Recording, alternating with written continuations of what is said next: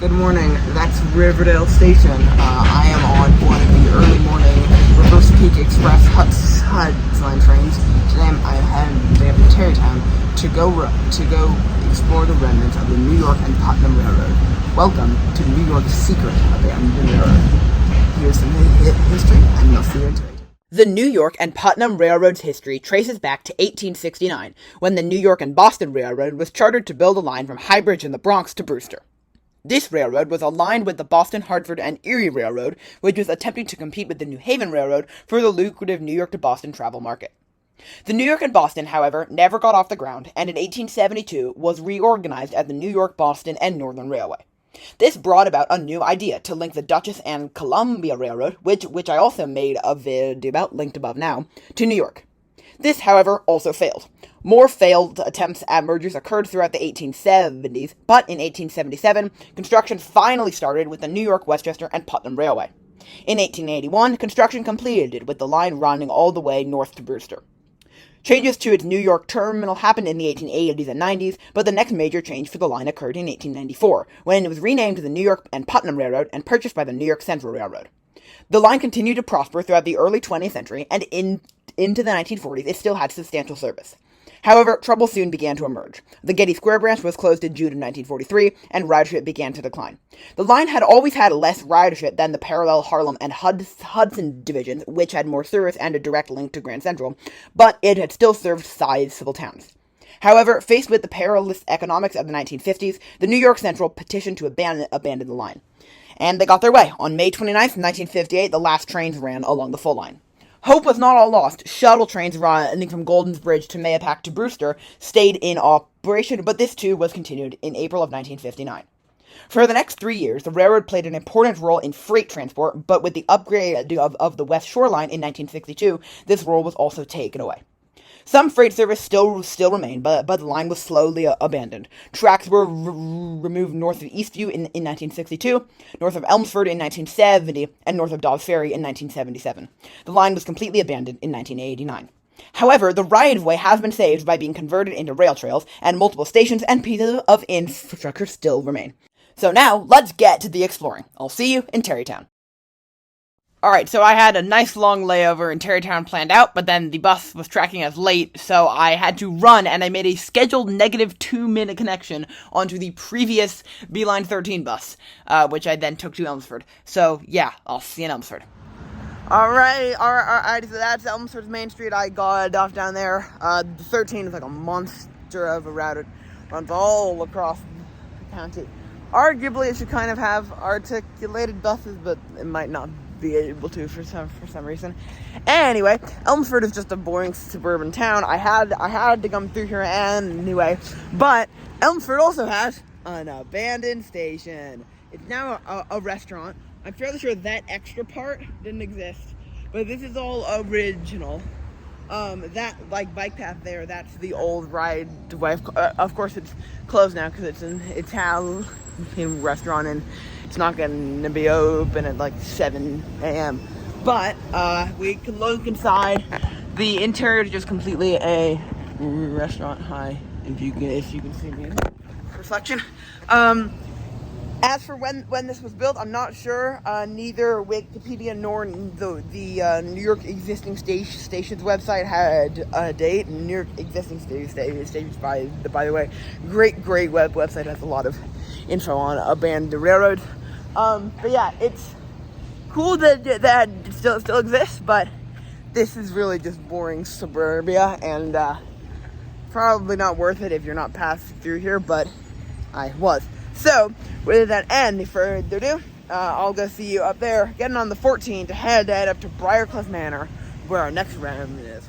So, I got on the 14, took it up to Briarcliff Manor, stopped at a Starbucks to get some food, and then went to see Briarcliff Manor Station, which is really cool. So, here it is. Okay, so this is the Briarcliff Manor Station. Now, the Briarcliff Manor Public Library. This is really well preserved, as I alluded to. Of course, the interior is now just a library, but maybe it's open. No, it's probably not open. It's 8 a.m. on a Friday. But it is cool that It's so well preserved. Now, this station, as far as I could tell, the entire building is actually original. It's listed as being built in 1906 on the New York existing stations page. If that's not true, I will put a text box, but I'm fairly sure it's entirely original, which is really cool. So, just gonna, yeah, it is not open because it is currently 8, not 10, but it's just a library inside. Of course, the bike trail that the Putnam Division now is, or the Putnam Railroad now is just down there, and you can see this from there as well. So yeah, this is, I'm really shocked at how well preserved this is, because I mean, this doesn't seem like it would have been a major station on the line, but it sure seems like it, at least from the original appearance. So I'm going to get some cool pictures of his building, because this might be the thumbnail shot, and then we'll walk back up to where we just were, cross the road again, and get one of the most remote buses in the New York area. So get excited. I'm at the bus stop, and as you can see here, we're ready to do the Beeline 15. So if you know Beeline, you know that this route's kind of legendary. I would argue it's the most remote local bus in the New York City area. Like, this is all just like suburban deviation. This is pretty suburban up here, but from here, we're here. So from here to like here, super rural. We're gonna get off here because there's a remnant here, then walk up here, and then get it up here. So yeah, it's rural, and rural equals fun. This is the Croton Reservoir Bridge. I was getting like a vibey shot, and anyhow, wow. So this is, according to some Google searching, a very rare type of bridge called a pin-connected, very large Baltimore through truss. Now, I don't know if that's cool or not, but apparently it's rare. So look, guys, rare bridge, whoa! But the fact that it exists is cool. Partially because, first off, wow, this is an insane feat of historical preservation. It's amazing that it's here. But also, second, this is Westchester County. This is the same county that borders New York City.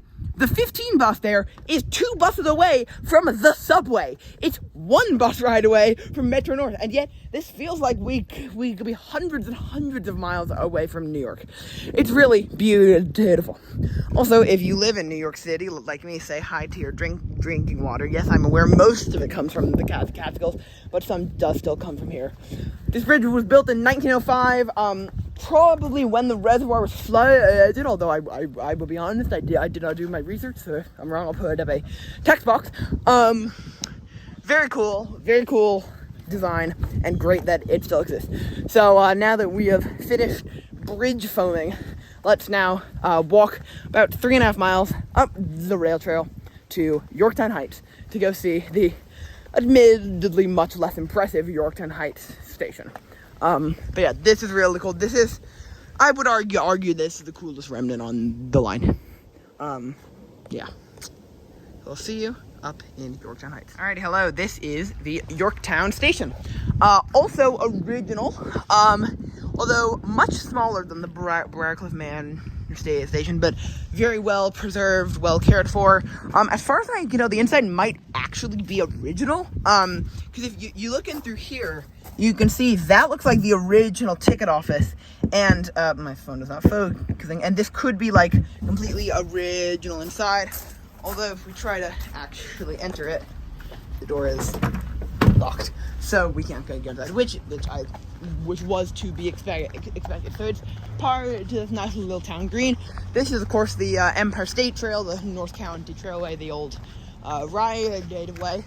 And this sign says that the station was built in 1905. Now, New York existing station says 1877, but I'm actually inclined to trust that sign because, of course, the railroad didn't start operating until 1881.